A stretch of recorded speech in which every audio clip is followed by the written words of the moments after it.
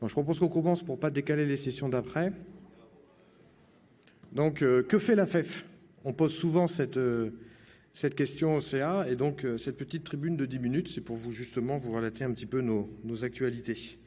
Donc la FEF, c'est le congrès, donc j'espère que tout se passe bien pour vous, que vous appréciez l'organisation, le contenu des sessions, et que vous passez un bon moment avec nous à Antibes. La FEF, c'est aussi les recommandations. Deuxième grand moment de l'année, cette année, recommandations carcinome hépatocellulaire, 40 experts avec les journées de restitution qui ont lieu les 20 et 21 juin dernier, avec une présentation qui vous sera faite vendredi demain à 11h, donc la restitution de ces recommandations. Ce sera forcément un digeste, ce sera 20 minutes, donc vous aurez un webinar dédié en novembre. On vous communiquera très prochainement la date, où là on prendra le temps de décortiquer, de vous présenter tout le texte, et puis ce sera très bientôt en ligne sur le site de la FEF. Donc moi je tiens à remercier tous ces experts qui participent aux recommandations, parce que c'est un gros travail, et en plus depuis les dernières il y a un vrai effort après de contraction du texte pour le remettre sous format publiable, et vous voyez que l'encéphalopathie, l'alcool, le cholangiocarcinome, le TIPS, toutes les recommandations de la FEF ont été publiées dans l'Hiver international, qui est une excellente revue et qui contribue à faire rayonner la FEF et aussi à valoriser le travail de toutes les personnes qui y ont travaillé. Cette année, on a fait aussi, alors ça c'est un projet du précédent CA, on a vu émerger dans les comptes rendus d'échographie des résultats d'élastométrie, parce que vous savez que tous les appareils maintenant sont équipés. Les radiologues se sont un petit peu emparés de la techno et rendent des résultats sous des formes qui sont plutôt hétérogènes, pas homogènes. Donc on a eu l'idée de créer ce groupe de travail sur c'est pas des recommandations parce qu'il n'y a pas suffisamment de data, mais c'est un avis d'expert, un position paper sur comment réaliser l'élastographie acoustique et comment rendre les résultats. Donc ça c'est pareil, la version française est finalisée, elle sera mise en ligne sur le site de la FEF avec des fiches très très pratiques sur un compte rendu type, etc. Donc on contribue aussi à améliorer la pratique clinique en collaboration avec nos collègues radiologues de la SIAD, pour que cet outil aussi soit disponible et bien utilisé en pratique clinique. Et Dieu sait si on a un grand besoin d'évaluation des maladies chroniques du foie avec cette méthode. On participe aussi donc aux recommandations de l'ASL. Donc il y a des experts de la FEF qui font partie des experts qui participent à la rédaction, mais il y a aussi un système de panel Delphi pour lequel on est sollicité et on envoie aussi des experts pour la relecture. Donc là, c'est les hépatites auto-immunes et il va y avoir la cholangite biliaire primitive. Donc on est en lien étroit avec le ASL pour participer à ces recommandations dans leur élaboration et leur validation et la relecture. Donc il y a tout ce travail qui est fait et qui amène donc à des recommandations nationales, internationales, et dans lequel la FEF est impliquée. La FEF soutient également la recherche. Donc cette année 2024, on a atteint un financement pour la recherche qui n'avait jamais été égalé, 470 000 €, donc 370 000 € pour l'appel à projet standard que vous connaissez tous et pour lequel on a fait la remise des prix hier avec 10 projets financés. Et cette nouvelle appel à projet cohorte avec déjà 2 cohortes de financés, donc des projets de plus grande envergure, multicentriques, prospectifs et qui contribueront à créer du réseau et à générer de l'évidence scientifique de haut niveau. Et aussi, maintenant, on s'investit dans les grands projets, tout ce qui est RHU, IHU. Il y a dans le cahier des charges de ces grands projets la nécessité d'organiser l'éducation, la dissémination des connaissances générées par les consortiums. Et la FEF est sollicitée et participe en tant que partenaire, en tant que tel, dans ces projets. Donc si vous avez un projet de RHU ou d'IHU, si vous souhaitez candidater, et même de FHU, n'hésitez pas à nous contacter. La FEF peut participer en tant que soutien, ce qui est un plus pour l'acceptation du dossier. Et donc, on est déjà impliqué dans le RHU Liver Tract et le RHU Operandi et aussi l'IHU Everest. Et bien entendu, le groupe de recherche fondamentale et translationnelle qui a été mis en place maintenant il y a 2 ans, qui est de plus en plus actif, avec une session de groupe dédié, des sessions de communication orale, qui est de plus en plus actif, qui bien entendu est maintenu, et on cherche mais aussi à développer des connexions entre les chercheurs fondamentaux et les cliniciens, et ça c'est quelque chose qui est également très important. Alors le soutien à la recherche, donc des grosses finances, de plus en plus, des sommes maintenant, comme je vous l'ai dit, on atteint quasiment un demi-million d'euros de soutien à la recherche chaque année.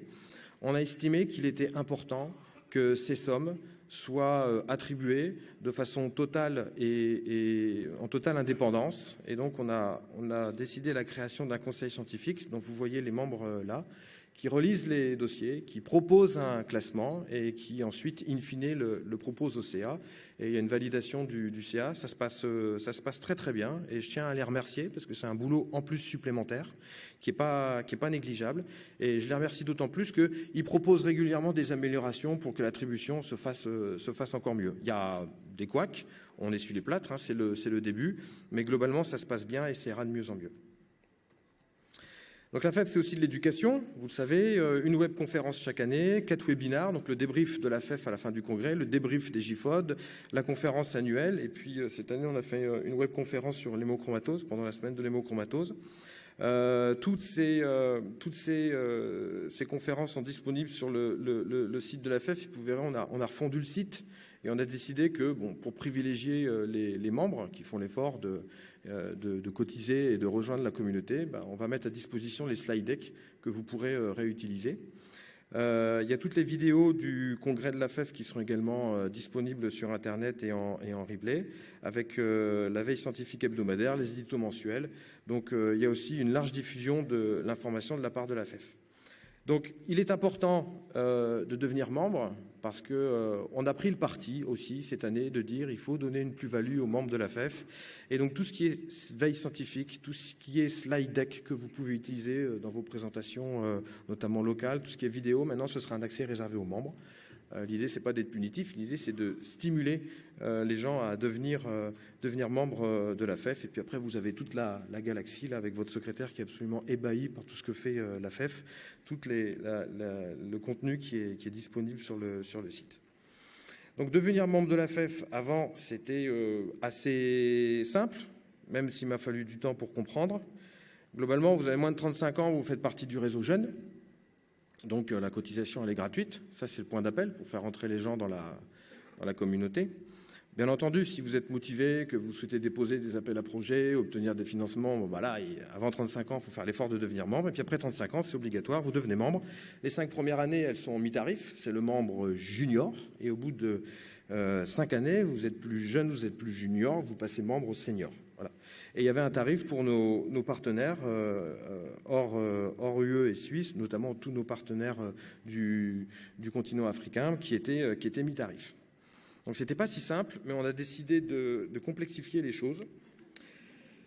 Alors, pour répondre à l'offre, la première mesure, alors déjà, c'est tout un débat philosophique, hein. À partir de quand est-ce qu'on est jeune? À partir de quand est-ce qu'on est plus jeune? Nous, on a décidé que c'était 32 ans. Voilà, on baisse l'âge du réseau jeune, c'est un parti. Pourquoi? Parce qu'on a constaté que le réseau jeune est extrêmement dynamique, 360 inscrits, mais ça ne se traduit pas forcément par un passage vers les membres. Et on se dit que peut-être qu'à 35 ans, on est très ancré dans sa vie professionnelle, le moment du switch est passé, et on a souhaité raccourcir à 32 ans parce qu'on est encore proche de son centre formateur, proche de ses aînés, et on demande à tous les membres de la FEF de profiter de ce turning point à 32 ans avec les jeunes qui sont encore à côté de nous pour les stimuler à devenir membres, parce qu'après, la vie fait qu'ils partent, ils s'éloignent, et c'est un peu plus compliqué. Alors, bien entendu, vous pouvez toujours devenir membre avant 32 ans, ça, c'est pas interdit. Après 32 ans, toujours les 5 premières années juniors à 50 €. C'est quand même pas bien cher. Là, j'ai utilisé un petit peu une plateforme de streaming que vous connaissez bien. Nous aussi, on a du contenu vidéo, des webinaires, des conférences, des interviews, les communications scientifiques. Hein, la plateforme, c'est 8 € par mois. Nous, on est à 4 € par mois et il n'y a pas de pub. Donc, il n'y a absolument aucune raison que vous ne deveniez pas membre de la FEF à 32 ans. Alors après ça, c'est tout l'exécutif qui nous l'envie. Hein, Matignon, l'Élysée, vous savez qu'il y a un gros problème sur l'âge de la retraite en France. Nous, ce n'est pas un problème. Nos aînés, ils ne veulent pas avancer l'âge de la retraite, ils veulent le reculer. Ils veulent rester encore. Donc c'est pour ça que je dis, mais comment font-ils? Donc on a eu plusieurs demandes et on a décidé de créer un tarif, alors c'est pas le bon terme, retraité, quelqu'un qui a fini son activité mais qui veut continuer, c'est pas vraiment retraité, donc il faudra trouver un terme un peu plus élégant. Et comme c'est un nouveau départ, une seconde jeunesse, on s'est dit qu'on allait mettre le même tarif que les jeunes, comme une seconde carrière. Et après, les pratiques médicales évoluent. On a de plus en plus de nouveaux correspondants, notamment les paramédicaux. Enfin, le bon exemple, c'est les IPA. Donc, si on veut développer ça dans nos spécialités, il faut aussi les attirer vers la communauté. Donc, on a fait un tarif pour les paramédicaux qui sera à la hauteur de leur salaire, qui n'est pas celui des médecins. Et pour nos partenaires étrangers, sur le modèle de ce que fait le ASL et aussi la SNFGE, on a pris le parti de maintenir le mi-tarif pour les pays low middle income, mais de faire un tarif gratuit pour les pays qui ont vraiment beaucoup moins de ressources et pour lesquels même 25 €, c'est une somme importante.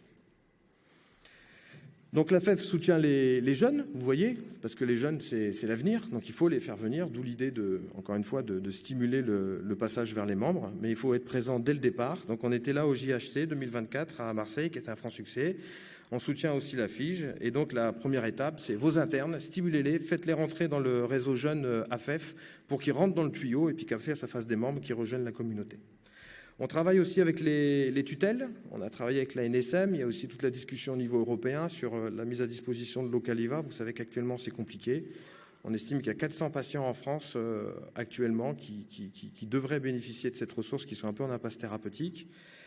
Alors, tout le monde me demande c'en est où du Fibroscan, c'en est où du Carvedilol. Alors là, c'est l'inverse. Là, on aimerait bien être stimulé un petit peu plus. Ça avance pas vite, mais ça avance, sachez-le.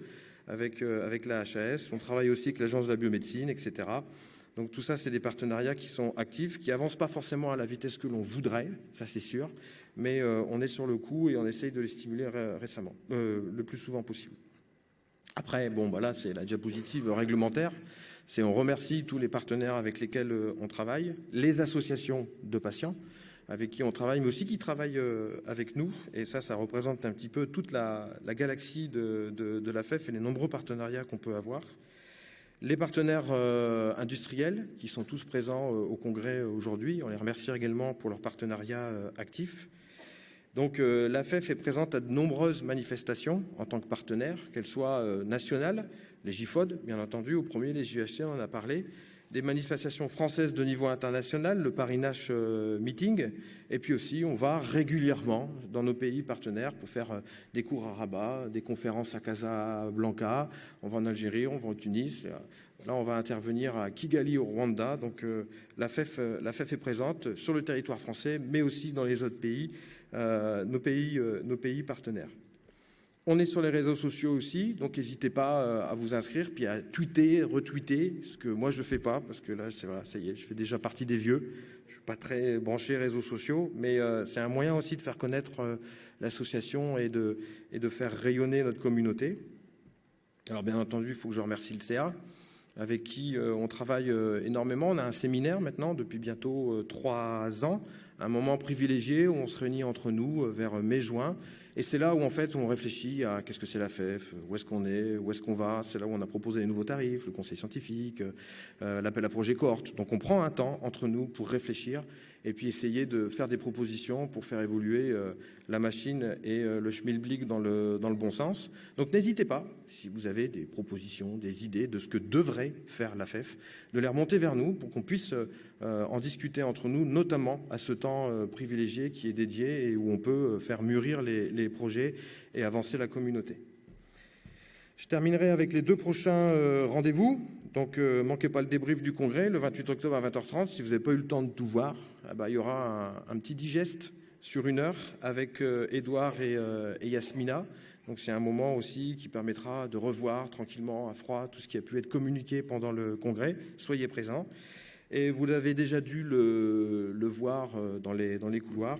Le prochain rendez-vous, ce sera fin septembre l'année prochaine. Et comme c'est tous les 5 ans, ce sera à Paris. Donc je vous souhaite une excellente fin de congrès. Et puis d'ores et déjà, je vous dis rendez-vous l'année prochaine à Montrouge. Merci à tous.